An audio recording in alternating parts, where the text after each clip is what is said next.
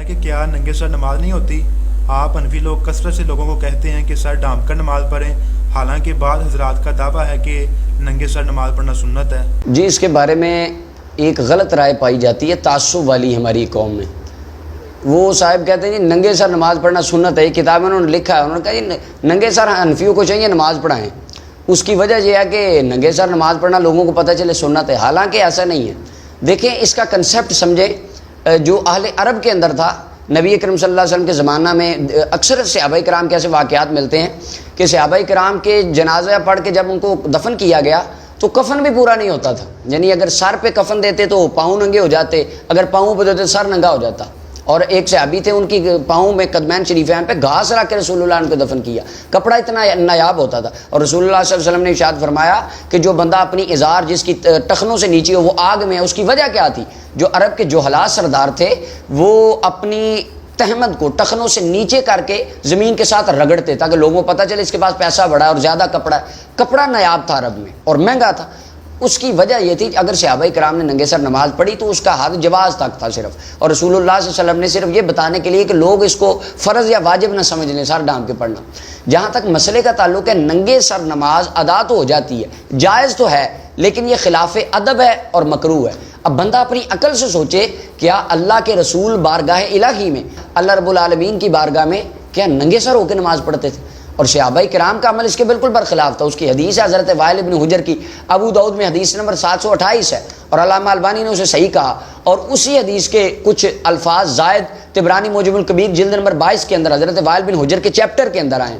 کہ حضرت وائل بن حجر فرماتے، دونوں حدیثوں کو اگر ملائیں تو ان کا ایمانہ بنتا ہے۔ حضرت وائل بن حجر فرماتے میں آیا مدینہ پاک رسول اللہ صلی اللہ علیہ وسلم کے صحابہ کرام کے پاس، تو اس وقت میں نے دیکھا حضور علیہ الصلوۃ والسلام نماز کے شروع میں حیال اذن یا اپنے کانوں کی لو تک ہاتھوں کو اٹھاتے تھے، اور فرماتے ہیں پھر جب سردی کا موسم آیا، سخت سردی میں ایک مرتبہ پھر آیا تو آپ فرماتے میں نے ان کو دیکھا فرأیتہم فی البرانس والاکسیہ، صحابہ کرام نے سخت سردی میں چادریں لی ہوئی تھی اور ان کے سروں پہ ٹوپیاں تھیں، اور اپنے ہاتھوں کو سینوں تک اٹھاتے تھے کیونکہ ان کے ہاتھ چادروں کے اندر تھے۔ اب یہ ہاتھ اٹھانے والا مسئلہ بھی یہاں سے حل ہو گیا۔ جب سردیاں نہیں ہوتی تھی تو صحابہ کرام کانوں تک ہاتھ اٹھاتے تھے، اور جب چادر لی ہوتی تھی تو وہ اپنے سینوں تک چادر کے اندر سے ہاتھ اٹھاتے تھے، اور فرماتے میں نے دیکھا صحابہ کرام ٹوپیاں لے کے نماز پڑھتے تھے، ٹوپی ہوتی تھی یا امامہ ہوتا تھا۔ اور صحیح بخاری کے اندر حدیث نمبر 385 صحیح بخاری کے اندر حضرت حسن بصری فرماتے ہیں کہ میں نے دیکھا کان القوم یسجدون علی الامامہ، سخت گرمی کے موسم میں، اور علامہ ابن ابی شیبہ نے اس پر پورا ایک چیپٹر باندھا ہے کہ جب سخت گرمی ہوتی تھی حضرت عمر فاروق رضی اللہ عنہ کا بھی انہوں نے واقعہ لکھا، صحابہ کرام اپنے ٹوپیوں کی کناری ماتھے پہ کر کے سجدہ کرتے تھے، کیونکہ وہاں پر تک کوئی قالین کا تو کنسیپٹ نہیں تھا اس وقت۔ تو رسول اللہ صلی اللہ علیہ وسلم خدا کی خدائی کے بادشاہ جس زمین پہ بیٹھتے تھے وہ ریت کی زمین تھی، اور جب گرم ہو جاتی تھی تو صحابہ کرام اپنے امامے کی کناریوں پر یا ٹوپیوں کے اوپر سجدہ کیا کرتے تھے۔ تو امامہ باندھنے کا کنسیپٹ تھا، ننگے سر نماز پڑھنے والا تو دور ہی نہیں تھا مدینہ پاک میں۔ اور مصنف ابن ابی شیبہ کے اندر حدیث پاک ہے، جناب مولا علی المرتضیٰ فرماتے تھے اذا صلی احدکم فلیحسر العمامۃ عن وجہہ، جب تمہیں سے کوئی نماز پڑھے تو اپنے امامے کو پیشانی سے ہٹا لے۔ اس کی وجہ فرمایا ایسا نہ ہو کہ تمہاری پیشانی زمین پہ نہ لگے، کیونکہ یہ پیشانی زمین پہ لگانا لازم ہے، لیکن جب گرمی ہوتی تھی تو کناری کر کے آگے وہ سجدہ فرماتے تھے صحابہ کرام، ٹوپیاں بھی پہنتے تھے حدیثوں میں۔ اب مولا علی کے جو نام جپنے والے ہیں ان کو بھی یہاں پر چاہیے، یہ جتنے ذاکرین ہیں ننگے سر ہو کے علی علی کر رہے ہوتے ہیں، چہروں پہ داڑھی نہیں ہوتی۔ مولا علی تو امامہ باندھتے تھے، اور آپ نماز پڑھنے فرمایا امامہ باندھ کے نماز پڑھتے تھے اور پڑھاتے تھے، صحابہ کرام کا امامہ باندھنا۔ اور ٹوپی تو صحیح بخاری کے اندر آ گئی،